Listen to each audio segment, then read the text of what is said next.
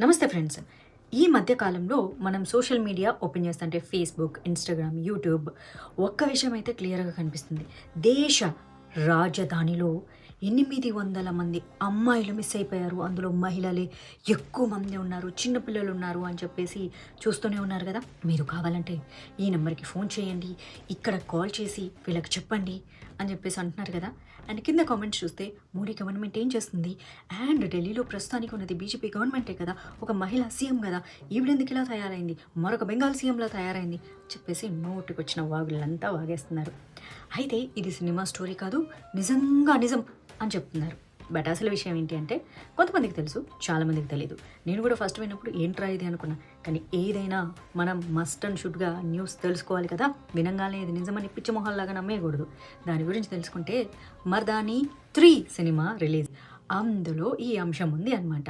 ఆ movie promotions కోసం ఢిల్లీ పోలీసులకు ఆల్రెడీ ఇన్ఫర్మేషన్ ఇచ్చి ఈ ప్రమోషన్ అన్ని రకాలుగా స్టార్ట్ చేశారు. అందుకే మీకు మెయిన్ మీడియా దీని గురించి ఫోకస్ చేయట్లేదు. ఎందుకంటే మూవీ ప్రమోషన్స్ డబ్బులు తీసుకోకుండా వాళ్ళు చేయరు కదా! అది.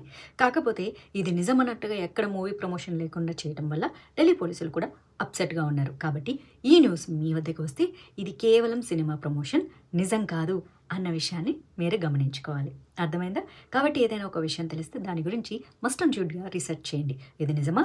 అబద్ధమా? అని కామెంట్స్ చేసే ముందు. అండర్‌స్టాండ్? Thank you.